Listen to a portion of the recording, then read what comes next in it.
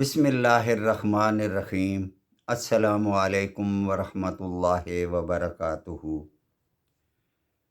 ترجمہ قرآن مجید کا سلسلہ آگے بڑھاتے ہوئے آج ہم سورہ اعراف کی آیت نمبر 90 سے 95 تک کا ترجمہ پڑھیں گے۔ آیت نمبر 90۔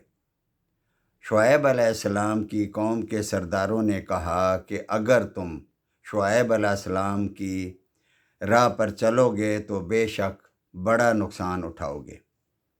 آیت نمبر 91۔ پس ان کو زلزلہ نے آ پکڑا اور وہ اپنے گھروں میں اوندے کے اوندے پڑے رہ گئے۔ آیت نمبر 92۔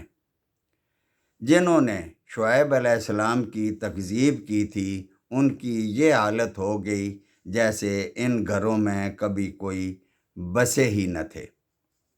جنہوں نے شعیب علیہ السلام کی تکذیب کی تھی وہی خسارے میں پڑ گئے۔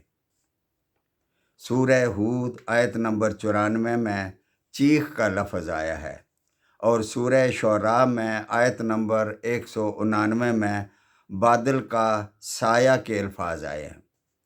امام ابن کثیر فرماتے ہیں کہ عذاب میں ساری ہی چیزوں کا اجتماع ہوا۔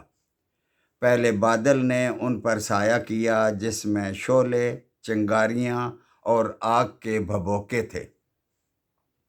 پھر آسمان سے سخت چیخ آئی اور زمین میں زلزلہ آیا جس سے ان کی روحیں پرواز کر گئیں اور بے جان لاشیں ہو کر پرندوں کی طرح گھٹنوں میں منہ دے کر اوندے کے اوندے پڑے رہ گئے۔ آیت نمبر 93۔ اس وقت شعیب علیہ السلام ان سے منہ موڑ کر چلے اور فرمانے لگے، اے میری قوم، میں نے تم کو اپنے پروردگار کے احکام پہنچا دیے تھے اور میں نے تمہاری خیر خواہی کی، پھر میں تم کافر لوگوں پر کیوں رنج کروں۔ آیت نمبر 94۔ اور ہم نے کسی بستی میں کوئی نبی نہیں بھیجا کہ وہاں کے رہنے والوں کو ہم نے سختی اور تکلیف میں نہ پکڑا ہو تاکہ وہ گڑ گڑائیں۔ مطلب یہ ہے کہ کسی بستی میں بھی ہم نے رسول بھیجا اور انہوں نے اس کی تکذیب کی، جس کی پاداش میں ہم نے ان کو بیماری اور محتاجی میں مبتلا کر دیا، جس کا مقصد یہ تھا کہ وہ اللہ تعالیٰ کی طرف رجوع کریں اور اس کی بارگاہ میں گڑ گڑائیں۔ آیت نمبر 95۔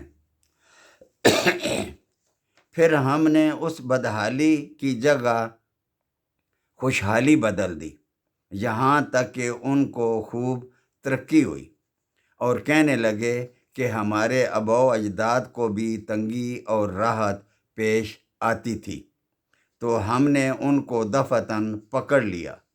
یعنی انہوں نے کہا کہ یہ تو ہمیشہ سے ہوتا چلا آیا ہے، کبھی تنگ دستی اور کبھی خوشحالی، کبھی بیماری اور کبھی صحت، اور کبھی فقیری اور کبھی امیری۔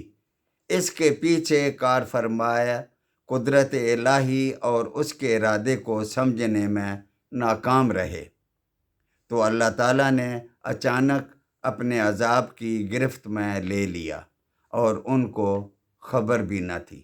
صدق اللہ العظیم۔